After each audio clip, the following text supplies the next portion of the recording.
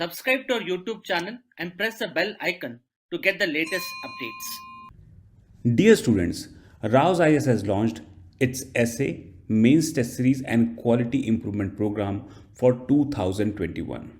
Now we are all aware of the fact that essay as a paper has emerged as the rank maker in this entire scheme of things from the perspective of mains examination. And all those who score top ranks do very well in the essay paper. We also know that people pay attention to mains test series in terms of general studies paper, but they hardly pay any attention to the essay paper. Keeping this in mind, Rao's IS has launched Essay, Mains Test Series and Quality Improvement Program for 2021. The course features are as follows. First and foremost, there will be quality improvement program classes, which will be live and interactive classes. These will constitute of around 30 hours of essay writing approach and skills, and video backup for the classes will be available for 7 days. Apart from that, there will be an essay compass booklet, which will be a compilation of essays from previous year topics. Second important aspect is the test itself. Now in this program, there will be tests which will be divided into thematic test and full length test. So there will be 3 thematic tests and 3 full length tests in order to help you prepare for the examination in the right format. Any system of learn and test can thrive only when the review mechanism is proper. And for this particular purpose, we'll be sharing with you sample essays. There will be test discussion classes for which video backup will be available till mains 2021. Apart from that, there will be evaluation and personal mentorship available for this particular course. So what are you waiting for? You should enroll yourself in the course as the course is starting on 8th of February 2021. For more details, visit raosis.com website or call us. Hello, everybody. Welcome to Daily News Simplified, an answer to what, why, and how of newspaper reading. Today, we shall be analyzing the Hindu newspaper dated 27th of Jan 2021 of the New Delhi edition. The topics to be discussed today has been presented on your screen. Timestamping for the same has been provided in the description box below. Let us begin our today's discussion. This particular article appears on the editorial page, that is page number 6. The article is titled as Routes to Government-Private Thought Partnerships. This article shall be important mainly from the perspective of GS Paper 3, Indian Economy. Now, before discussing this particular article in much greater detail, let me first highlight the context of this particular article.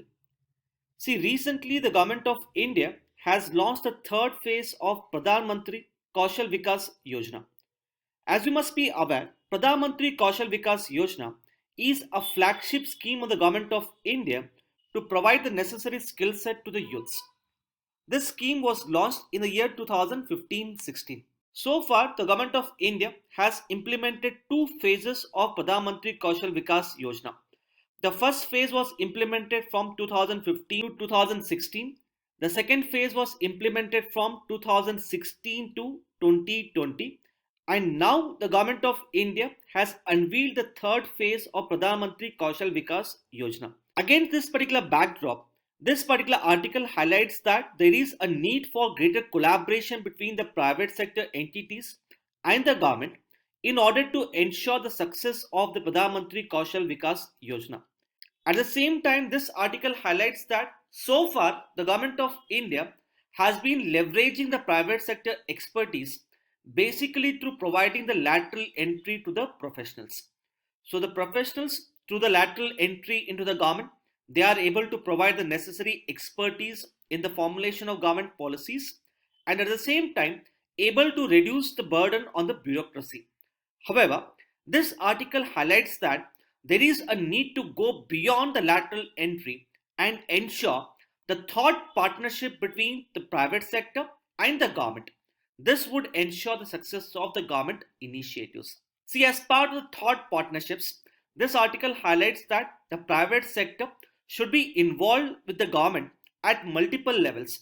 They may be involved at the design of the policies, the critical evaluation of the policies, as well as how to better improve the implementation of the policies. So at each and every level of the policy making as well as implementation, the private sector expertise has to be leveraged. Now, for example, we have the National Institute of Public Finance and Policy, which provides a critical input to the Ministry of Finance. Similarly, we have the National Institute of Financial Management, which provides the input to the Department of Economic Affairs as to how to best manage the financial sector in India. So, accordingly, this article highlights that we need to create such kind of thought partnership in order to ensure the success of the third phase of Pradhan Mantri Kaushal Vikas Yojana. See, as far as your prelims and mains is concerned, you should be aware about the institutional framework which the government has put in place for skilling India, the various schemes and programs launched by the government to provide the necessary skill set, and the constraints and challenges in skilling India. As you can see, both in previous year prelims as well as mains, repeatedly questions have been asked with respect to various aspects of skilling India. Accordingly, based upon our discussion, a mains question for your practice here could be, in spite of various initiatives taken by the government for the skilling of youths, the Skill India program has not been able to achieve the desired outcomes. Examine. Hence, as part of this video analysis, we shall focus on these aspects related to skilling India, which could become important both from prelims as well as the mains examination. Now coming to various skill development initiatives undertaken by the Government of India. According to Periodic Labour Force Survey report, which is published by the National Statistical Office, only 13% of India's workforce has received the training. Out of this 13%, only 2% has received the formal training, and the extent of informal training, this is as high as 11%. Now, the extent of India's workforce that has received the formal training, this is quite lower as compared to the other advanced economies. Take for instance, in South Korea, almost 96% of the workforce has received the formal training.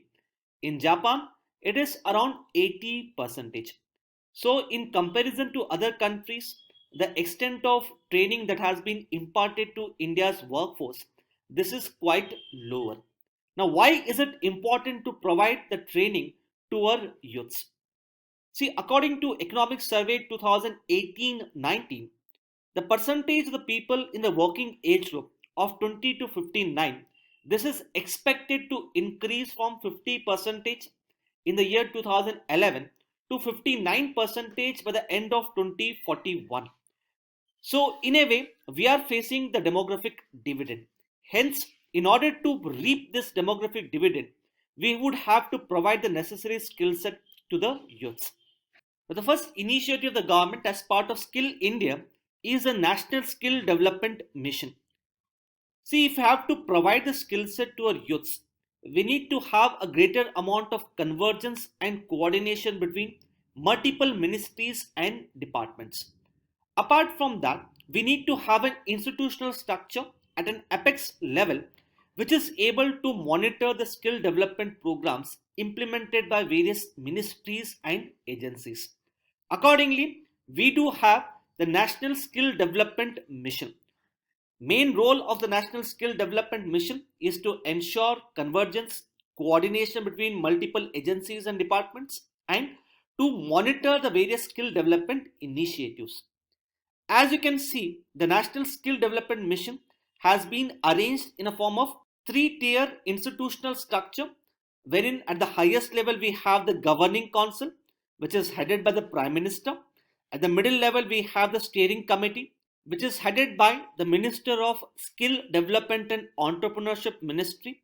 And at the third level we do have the Mission Directorate, which is headed by the Secretary of the Ministry of Skill Development and Entrepreneurship. As far as the role of the Governing Council is concerned, its main role is to provide the necessary guidance and policy direction with respect to various skill development initiatives. It also reviews the progress and development of various mission activities. As far as the steering committee is concerned, the role of the steering committee is to set the targets and to approve the annual mission plans.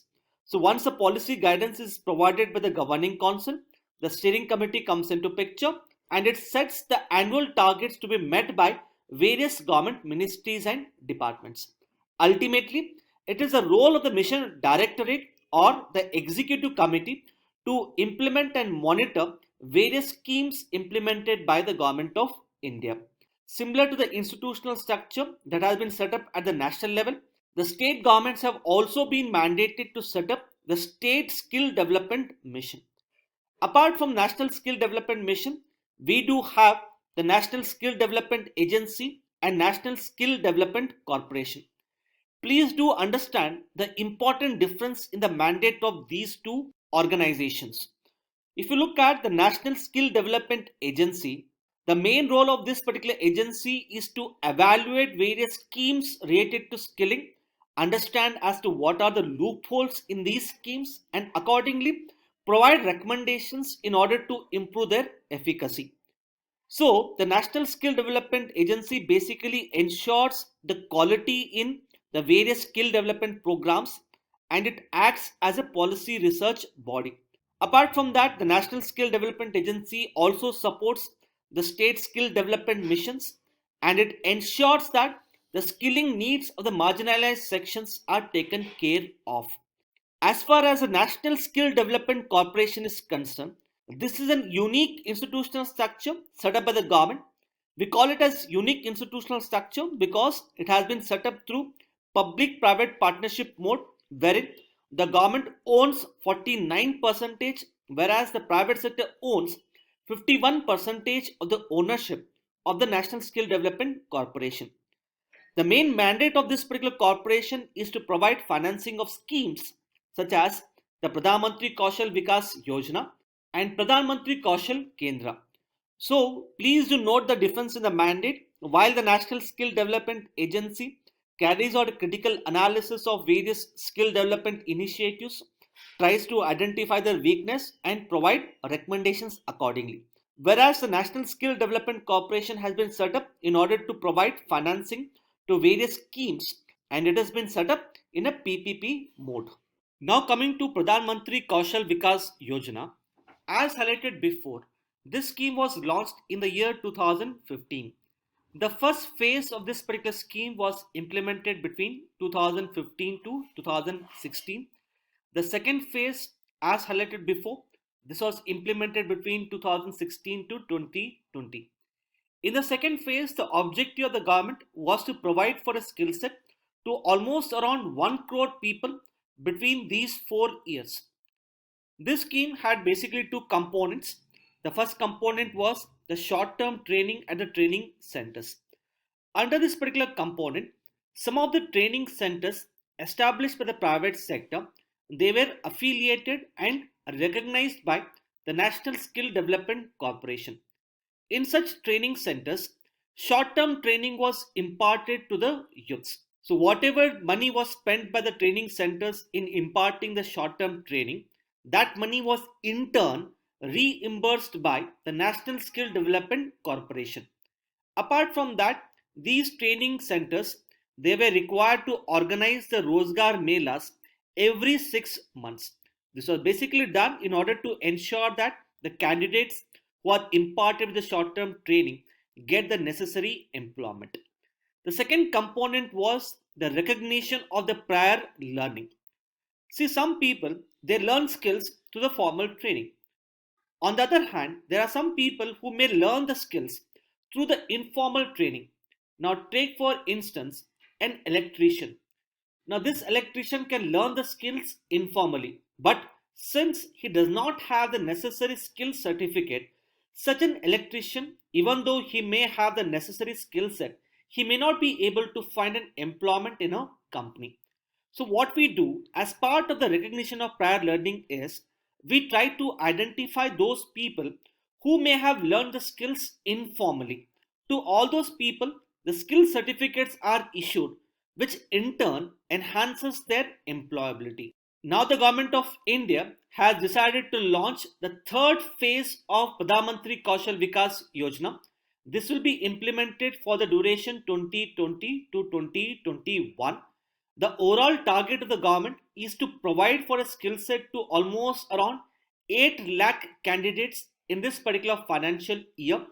Out of the 8 lakh candidates, 2.2 lakh candidates will be provided with the necessary skill set to the first component, that is the short-term training, and almost around 5.8 lakh candidates, they will be provided with the skill certificates under the recognition of prior learning.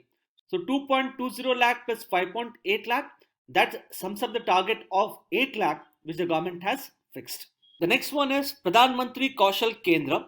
The main objective of this particular scheme is to establish the state-of-art district model training center in each and every district of India. Under this particular component, the government provides for a soft loan of up to rupees 70 lakhs in order to create such model district training centers. The next one is UDAN. Now, UDAN is a special skill development scheme which was launched for the erstwhile state of Jammu and Kashmir. This scheme is financed by Ministry of Home Affairs. Next, we have Sankalp. Sankalp here stands for Skill Acquisition and Knowledge Awareness for Livelihood Promotion. The basic objective of this particular scheme is to strengthen the overall skilling ecosystem in India. Under this particular scheme, first and foremost, we focus on strengthening the capability of various institutions to provide the skills. For example, we focus upon the strengthening of the institutional capacity of ITIs, polytechnics, diploma colleges, etc. in order to improve the overall skilling ecosystem. We also focus upon the quality assurance and focus upon inclusion and expanding of skills through the PPP framework. Please do note that this particular scheme is partially funded by the World Bank. Similar to Sankalp, there is another scheme which is sponsored by World Bank. This scheme is known as Strive. Strive here stands for Skill Strengthening for Industrial Value Enhancement. Once again, this particular scheme focuses on improving the overall efficiency of skills training provided through various industrial training institutes. Next, we have Pradhan Mantri Yuva Yojana. The main objective of this particular program is to foster the entrepreneurship training among the youths. As part of this particular Yojana, necessary training and education is imparted to the entrepreneurs both in the institutes of higher learning as well as the entrepreneurship development centers established by the government of India. And lastly, we have the National Skill Development Fund. This is a fund which has been established by the government of India in order to receive the contribution from both government and non-governmental agencies. Whatever money comes into this particular fund is in turn spent by the National Skill Development Corporation to impart the necessary skills to the youths. Now, coming to various constraints and challenges in skilling India. First and foremost, presently there is huge demand-supply mismatch with respect to the skilled workforce. As highlighted before, only 2% of India's workforce has got the formal training. However, according to NITI Aayog's India at 75 strategy document, we need to have at least 15% of the formal trained workforce by the end of 2022-23. So, presently there is huge demand-supply mismatch with respect to the formally trained workforce in India. If you are not being able to provide for the formal training to India's workforce, the demographic dividend which we are presently staring at, it can well turn into a demographic disaster. The second problem is with respect to lower employability of the students who are passing out from the higher education. According to the India Skills Report 2020, only 46% of the students who are passing out from the higher education, they are employable, which means without providing them with additional skill set, these people cannot be employed. Why is it so? What are the major reasons for the lower employability of these students? See, first and foremost, the curriculum which is for these students, that has not been updated. The curriculum needs to be updated in line with the present requirements of the industries. Now, take for instance, globally, the advanced economies across the world, They are focusing on new age technologies in order to bring about the Industrial Revolution 4.0. They are focusing on new age technologies such as big data, artificial intelligence, robotics, etc. But if you look at the curriculum which is taught to the Indian students, this curriculum even today it has been outdated and it has not been able to match to the present requirements of the industries. So normally when the students pass out of the higher education, the industries as such are required to spend additional amount in order to provide for the necessary skill set to these people. Nextly, even though the government of India is imparting the necessary skill set to the youths free of cost, the youths as such are not willingly come forward to get the vocational training. This is because the society as such places a higher status on the higher education in comparison to vocational training. So the lower status which has been assigned to the vocational training in the Indian society, this in turn has led to its lower demand. Nextly, see the micro, small and medium enterprise sector. It is considered to be the major generator of employment in India. The MSME sector could either employ the skilled workers or it can employ the unskilled workers. When the MSMEs employ the unskilled workers, they can afford to pay lower wages to these workers.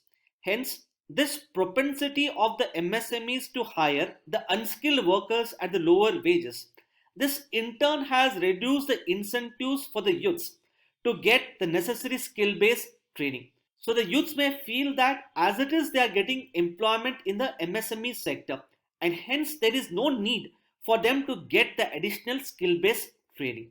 The next problem is with respect to multiple schemes and programs. See, presently in case of India, multiple ministries and departments are implementing various schemes related to skilling India. So when we have multiple agencies implementing the skill-based schemes and programs, obviously it would lead to multiplicity of norms, procedures, curriculum. So there is no standardization with respect to imparting of skills. Apart from that, if each and every ministry or department involved in imparting skills, if they start issuing their own certification in order to certify the skill set, then we would not have any standardization in the skill based certification.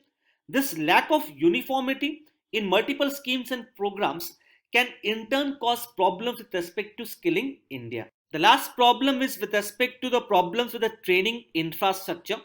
See, first and foremost, as highlighted before, we need to ensure that at least 15% of India's workforce get the formal training by the end of 22-23. However, the number of training institutes that we require in order to ensure 15% of the formally trained workforce, this is quite lower. Secondly, the quality of training which is imparted to the students, this is also quite lower.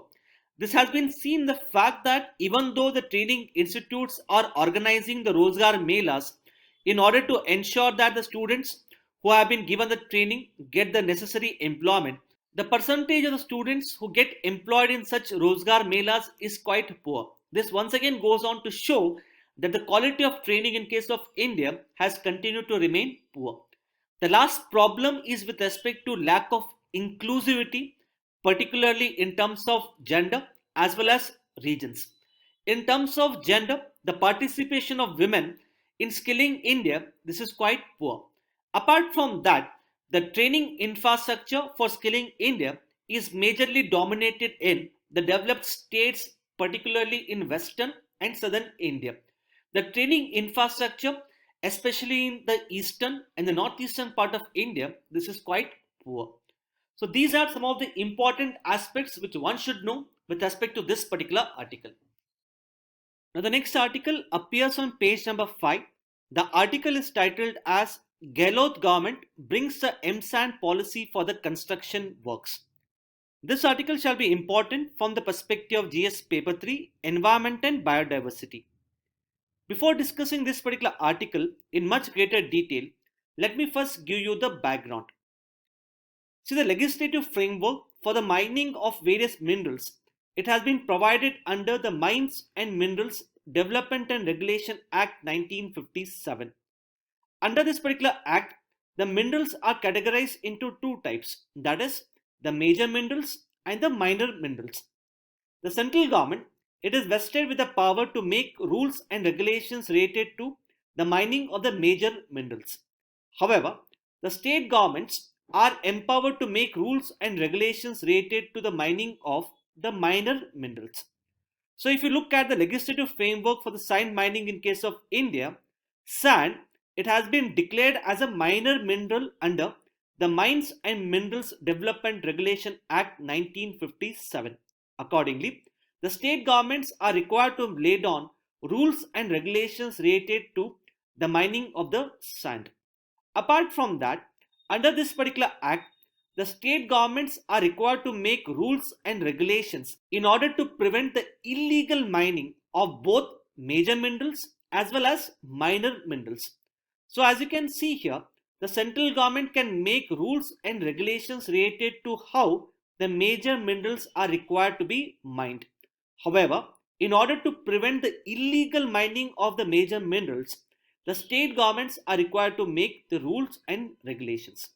So the state governments are empowered to make rules and regulations to prevent the illegal mining of both the major minerals as well as the minor minerals. So what we can understand from this particular legislative framework here is the state governments are required to make rules and regulations related to how the sand has to be mined in case of India. This is the first thing. Secondly, the states are also required to lay down rules and regulations in order to check the illegal mining of sand. It has been seen that there has been over exploitation of sand, which is a basic raw material for the construction material. This is on account of rapid urbanization and greater thrust of the government of India on developing of infrastructure. So the rate at which we are extracting the sand from the beaches as well as rivers, this is much higher than the rate at which the natural sand is getting replenished. In fact, according to a recently published report by the United Nations Environment Programme, India, along with China, is considered to be one of the critical hotspots for the overexploitation of the sand.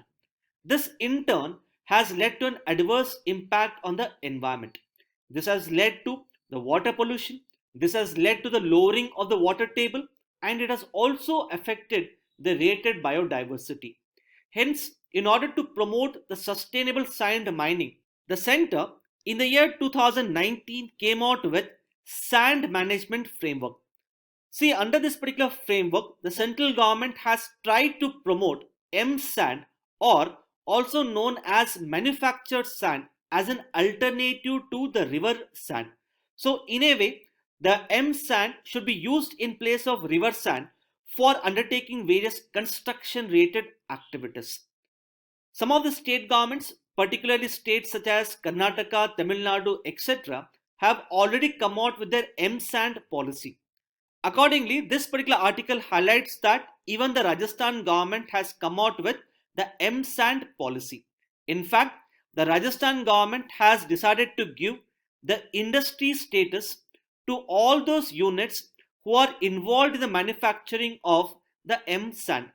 Giving the industry status to those units will enable these units to get loans from the banks at favorable terms. Hence, as part of this particular video analysis, we'll understand in much greater detail about the M sand.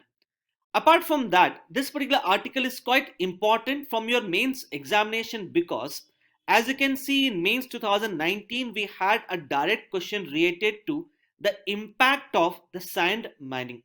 Accordingly, a UPSC mains question for a practice based upon this particular video discussion could be, what do you mean by M sand? Discuss the advantages of M sand over the river sand. Now coming to various aspects of the manufactured sand, as you must be aware, the river sand, it is formed through various natural processes.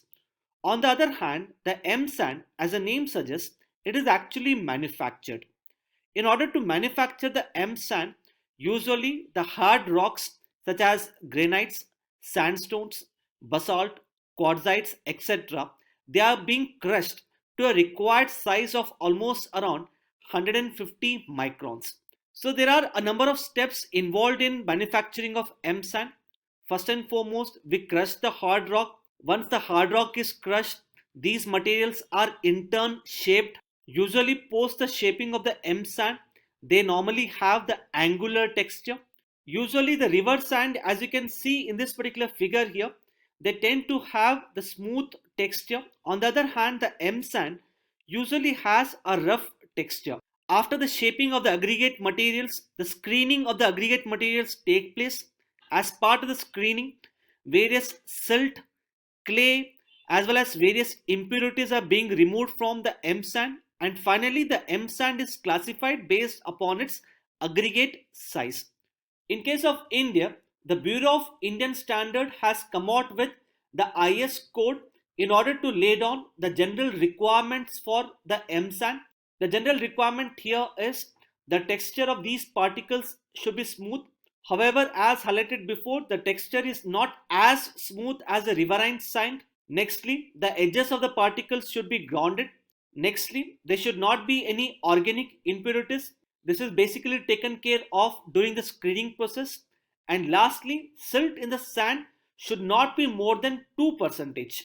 So these are the general requirements to be fulfilled for a sand to be categorized as a M sand. So what are the advantages of the M sand over the riverine sand?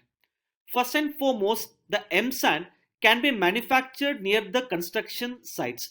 This in turn reduces the transportation cost and makes available the M sand at much cheaper cost in comparison to the riverine sand.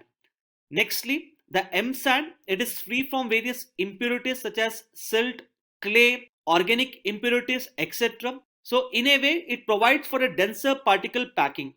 Nextly, the strength of the M sand is considered to be much higher in comparison to river sand. This is in terms of the higher compressive strength, better resistance to damage, higher water retention, and lower permeability. Nextly, the usage of M sand would prevent us from over-exploiting the riverbeds for the river sand, and thus it will help us to protect the riverine ecosystem. And lastly, the M sand is considered to be much cheaper as compared to river sand, and hence it is economical. At the same time, there are some disadvantages of M sand. First and foremost, the M sand in comparison to river sand has less amount of moisture. This is so because the river sand is not as densely packed as the M sand, and accordingly the river sand has got more amount of moisture. Since the M sand has less amount of moisture, the M sand would require more amount of water in comparison to the river sand. And nextly, see, over a period of time, the demand for the M sand has been increasing. Accordingly, we have also come across instances of the M sand being adulterated. So these two are the disadvantages of the M sand. In spite of these disadvantages, as you can see here, there are a number of advantages of the M sand over the river sand.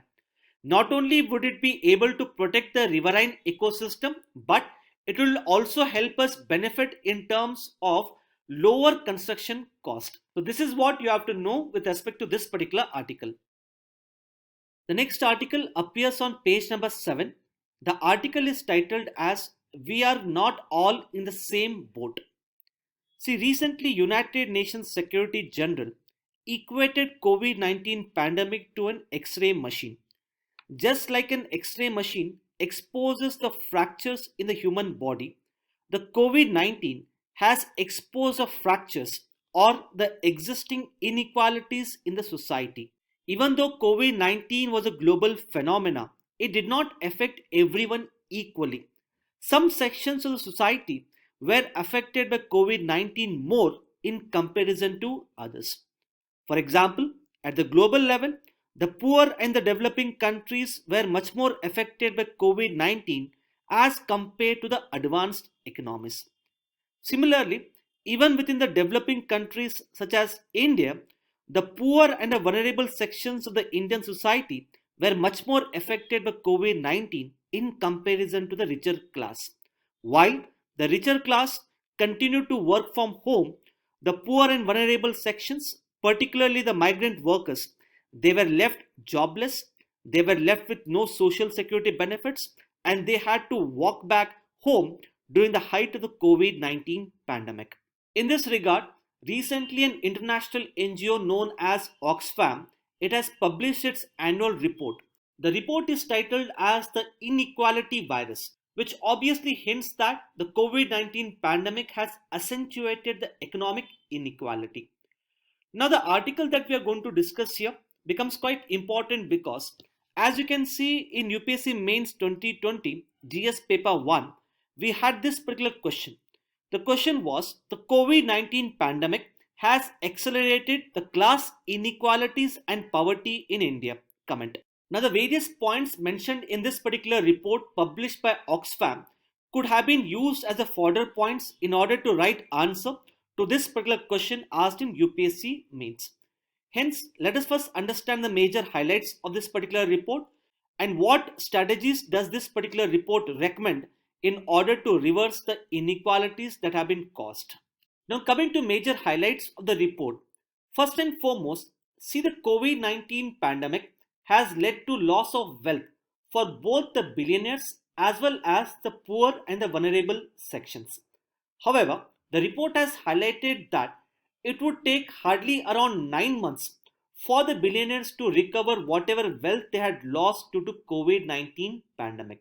However, as far as the poor and the vulnerable sections are concerned, it would take them almost decades to recover their wealth lost due to COVID-19. Secondly, see the COVID-19 pandemic has led to the global economic slowdown. However, this is not the first time wherein the global economy has got affected. Take for instance, the global economy was affected in 1930s due to the Great Depression, or more recently, it was affected in the year 2007-8 due to the global financial crisis. However, the present economic slowdown caused due to COVID-19 pandemic is quite different from the earlier economic slowdown. One, obviously it is a reason for which the economic slowdown has been caused. This is probably the first time the global economic slowdown has been caused entirely on account of the non-economic reasons. Secondly, see the COVID-19 pandemic has led to a twin shocks. As part of the twin shocks, both demand side as well as supply side has got disrupted. So this in turn has led to an economic contraction on an unprecedented scale. Take for instance the Indian economy in the first half of the financial year 2020, it registered a negative GDP growth rate of minus 24%. And for the entire financial year, the Indian economy is set to register a negative GDP growth rate of minus 7%. This is probably the first time in the last 41 years since 1979 that the Indian economy has registered a negative GDP growth rate. The negative GDP growth rate in turn has led to a lower tax collection.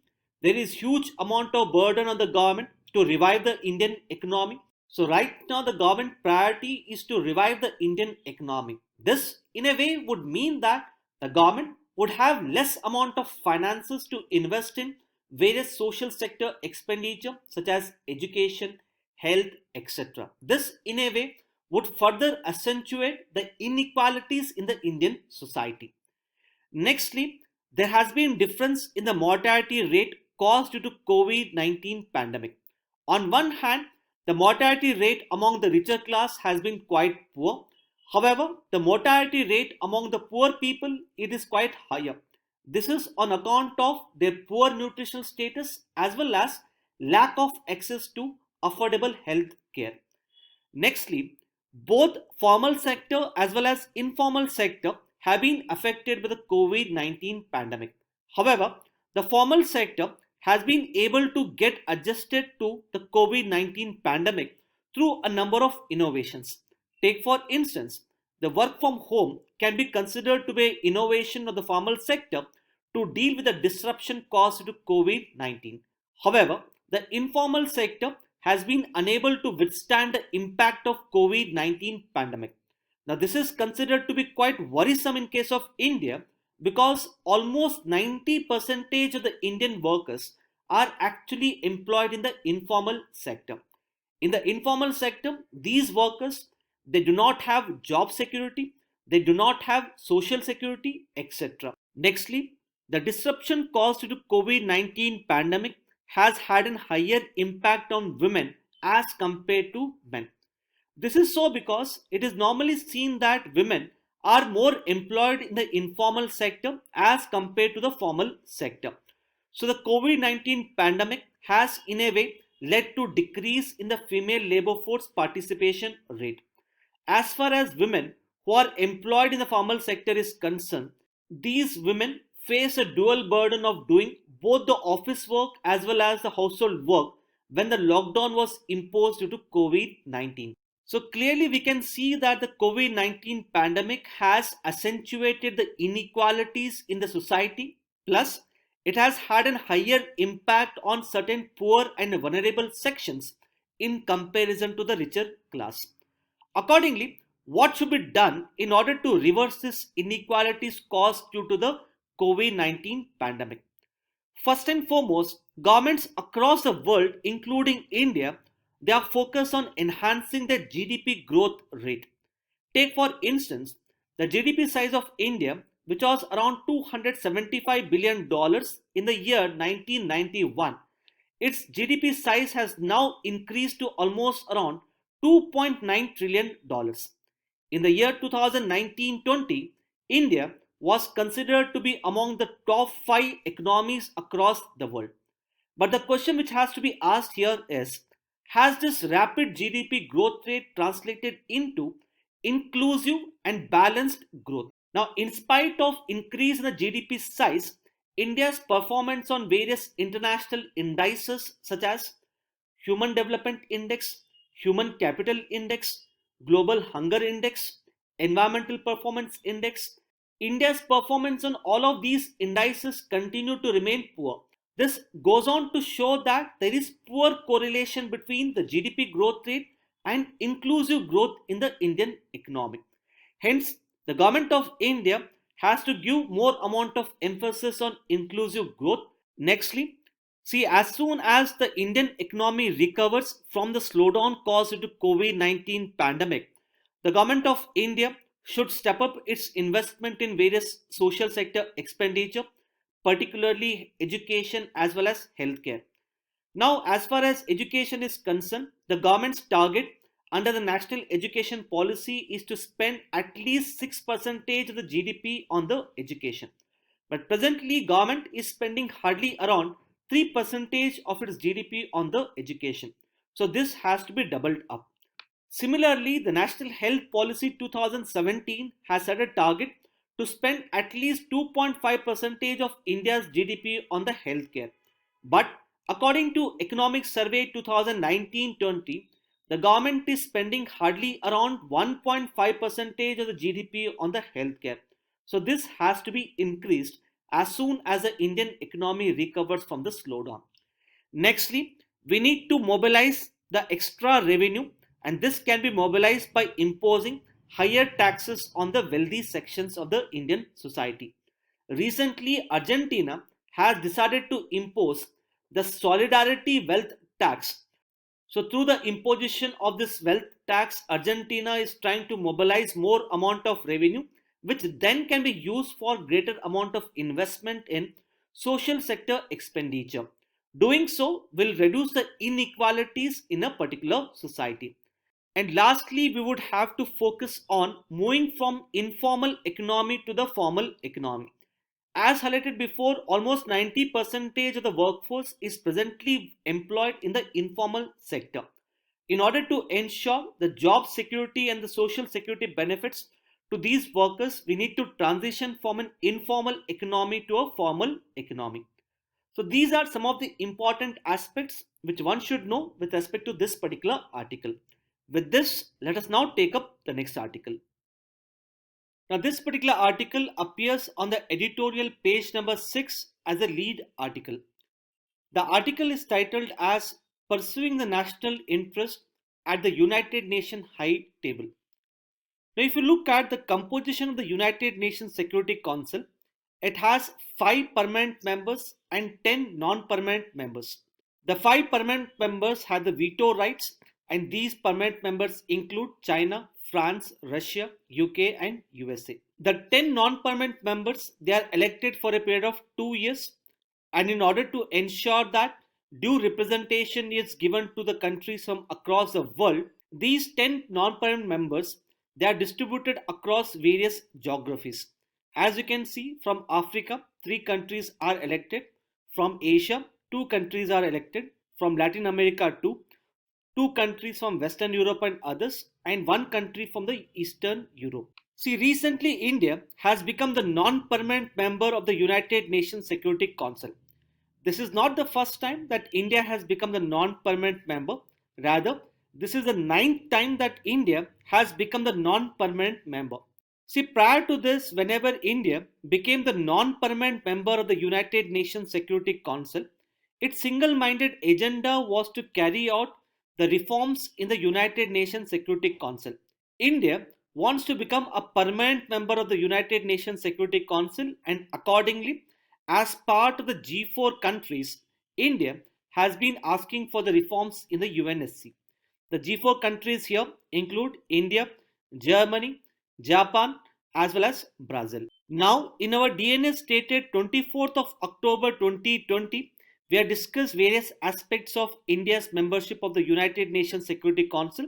We have discussed aspects such as why does India aspire to become a permanent member of United Nations Security Council, how it will benefit India, what are the constraints and challenges in India becoming a permanent member of United Nations Security Council, and so on. So since these aspects have already been covered in our previous DNS video, we would not be getting into these aspects once again. Rather, as part of this particular video analysis, we'll confine ourselves to what the author in this particular article is basically highlighting. See, the author of this particular article basically highlights that India undoubtedly deserves a permanent membership of the United Nations Security Council. However, this opportunity that India is getting as a non-permanent member of United Nations Security Council, this is once in a decade's opportunity. Hence, India has to use this opportunity very carefully, and it should try to pursue the national interest at both the regional level as well as a global level. When India was elected as a non-permanent member of the United Nations Security Council, the Ministry of External Affairs had come out with a document outlining India's vision as to what it would do as a non-permanent member of UNSC. In this vision document, the Indian government has clearly highlighted that it would adopt a 5S approach to deal with various global issues as well as agenda.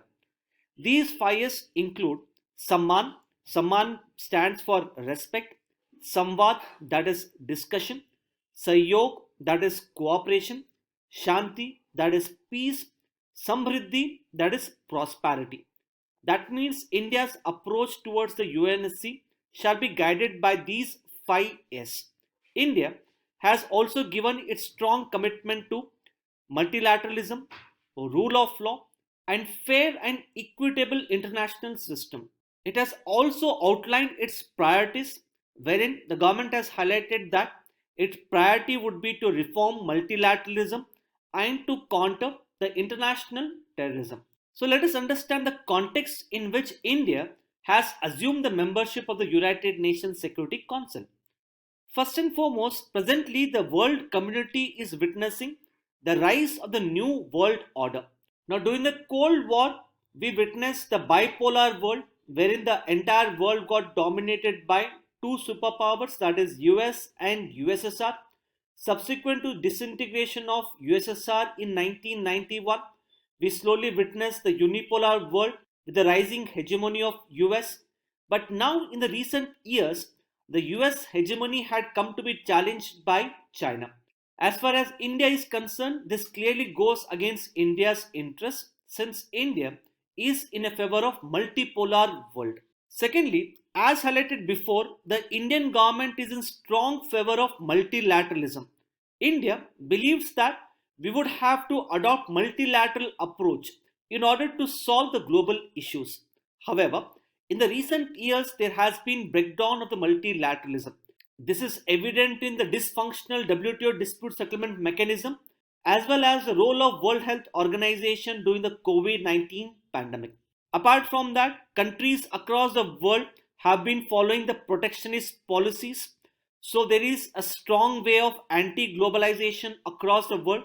Now this can clearly go against India's interest, particularly when India is seeking to boost its exports through the Make in India campaign.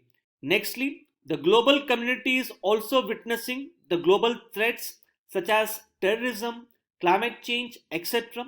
Unfortunately, there is lack of consensus among the countries as to how to tackle these global threats. Now, for example, as far as terrorism is concerned, some of the countries such as Pakistan, they make a differentiation between who constitutes a good terrorist and who constitutes a bad terrorist. Apart from that, Pakistan also provides support to various terrorist organizations in order to carry out the proxy war against India. Similarly, if you look at the climate change, there is lack of consensus between the developed economies and the developing economies as to what should be the way forward in order to tackle the climate change. Now, for example, US during the presidency of Mr. Donald Trump, it had decided to withdraw from the Paris climate change deal. So these are some of the challenges which India is going to face as a non-permanent member of United Nations Security Council.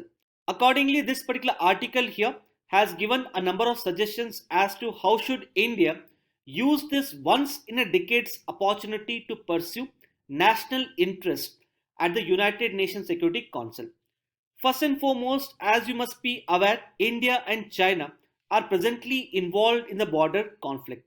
The article has highlighted that Chinese attempts at land grabbing from India would continue unabated. Obviously, India has to fight this land grab from China through military means. Now, apart from military means, India should also deploy diplomatic means in order to counter China.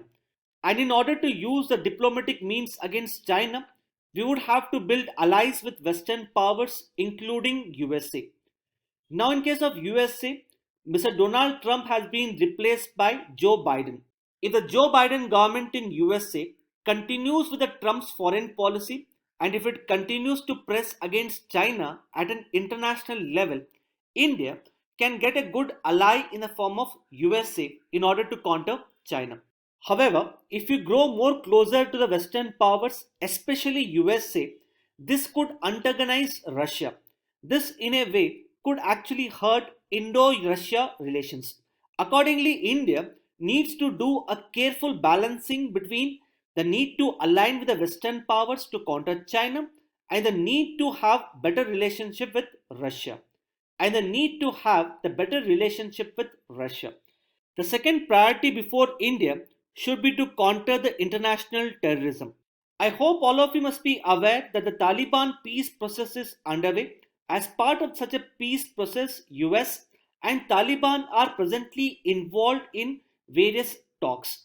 Now, as far as the Indian government is concerned, the Indian government has always stood for Afghan-led and Afghan-owned peace process. The Indian government has categorically stated that it is in favor of a strong, stable and democratic Afghanistan. However, in the recent years, India was sidelined from the Taliban peace process due to the insistence of Pakistan.